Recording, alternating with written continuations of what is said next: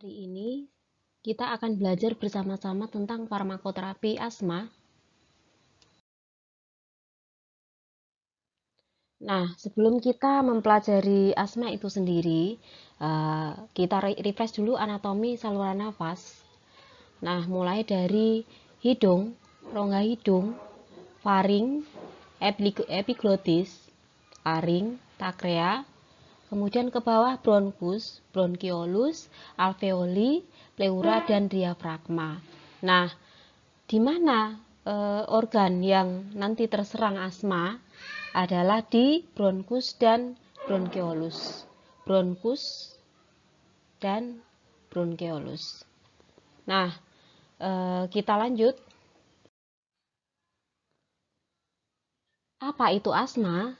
Asma adalah peradangan kronik pada saluran nafas yang menyebabkan penyempitan dan hiperreaktivitas saluran nafas. Nah, siapa saja yang bisa terkena atau menderita penyakit asma ini? Pada semua umur. Tetapi lebih sering pada usia anak daripada usia dewasa. Ini dilihat dari onset penyakitnya. Apakah asma dapat sembuh? Asma tidak dapat sembuh, namun dapat dikendalikan agar gejala tidak muncul dan dapat hidup normal. Nah, asma ini merupakan inflamasi kronik yang dihubungkan dengan hiperresponsif saluran nafas yang mengakibatkan episode berulang mengi, kemudian dada sesak, nafas pendek, dan batuk, khususnya pada malam atau dini hari. Jadi, penyakit asma ini akan lebih parah atau terasa parah pada malam hari atau dini hari. Bagaimana epidemiologinya? Prevalensi total asma di dunia diperkirakan sebesar 7,2%. Untuk Indonesia, prevalensi asma menurut statistik sebesar 4,5% penduduk Indonesia menderita asma. Jumlah kumulatif asma sekitar 11.179.032 penderita. Untuk data WHO, lebih dari 339 juta orang hidup dengan asma. Jadi, walaupun kasusnya bukan tergolong yang sangat banyak, tetapi termasuk banyak pasien yang menderita asma ini.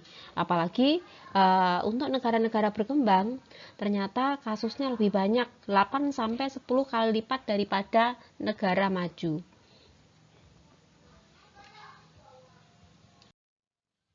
Kita ke patofisiologi asma. Asma ditandai dengan kontraksi spastik dari otot polos bronkiolus yang menyebabkan sulitnya bernafas. Penyebab yang umum adalah hipersensitivitas bronkiolus terhadap benda-benda asing di udara. Reaksi yang muncul pada asma tipe alergi diduga terjadi dengan beberapa cara. Seorang yang alergi mempunyai kecenderungan untuk membentuk sejumlah antibodi IgE yang abnormal dalam jumlah besar, dan antibodi ini menyebabkan reaksi alergi bila bereaksi dengan antigen spesifiknya. Pada asma, antibiotik ini melekat terutama pada sel mast yang terdapat pada interstisial paru yang berhubungan erat dengan bronkiolus dan bronkus. Bila seseorang menghirup alergen, maka antibodi IgE orang tersebut meningkat. Alergen bereaksi dengan antibodi yang telah terlekat pada sel mast dan menyebabkan sel ini akan mengeluarkan berbagai macam zat, di antaranya histamin, zat anafilaksis yang bereaksi lambat, misalnya leukotrin, faktor kemotaktik, eosinofil, dan bradikinin. Efek gabungan dari faktor-faktor ini akan menghasilkan udem lokal pada dinding bronkiolus kecil maupun sekresi mukus yang kental dalam lumen bronkiolus, dan terjadilah spasme otot polos bronkiolus sehingga menyebabkan tekanan saluran nafas menjadi meningkat. Pada pasien asma, bronkiolus lebih berkurang selama ekspirasi daripada inspirasi. Selama inspirasi karena peningkatan tekanan dalam paru, selama ekspirasi paksa menekan bagian luar bronkeolus. Karena bronkeolus sudah tersumbat sebagian, maka sumbatan ini selanjutnya adalah akibat dari tekanan eksternal yang menimbulkan obstruksi berat, terutama selama ekspirasi. Pada penderita asma biasanya dapat melakukan inspirasi dengan baik dan adekuat, tetapi sekali-kali melakukan ekspirasi. Hal ini menyebabkan terjadinya dyspnea.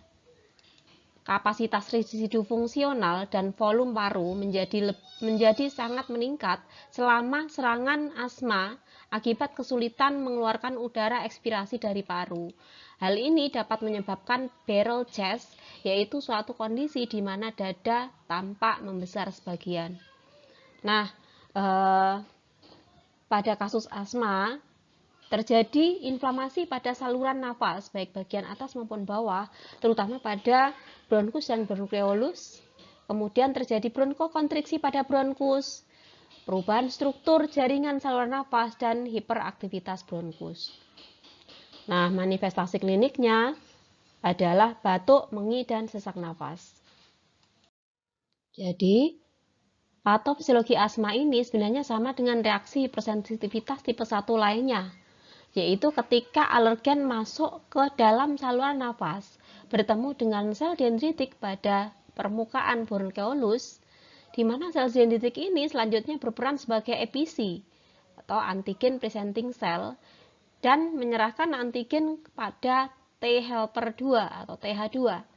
Nah, pada manusia normal sebenarnya T helper 2 ini tidak bereaksi dengan antigen yang tidak berbahaya. Tetapi pada pasien asma, T helper akan bereaksi berlebihan jika bertemu dengan antigen dan akan melepaskan berbagai macam sitokain proinflamasi seperti interleukin 4, interleukin 5, dan interleukin 13. Nah, interleukin 4 ini akan merangsang sel beta untuk memproduksi IgE. Interleukin 5 akan terjadi aktivasi dan mendatangkan eosinofil. Kemudian interleukin 13 akan merangsang sekresi mukus dan menstimulasi produksi IgE dari B sel.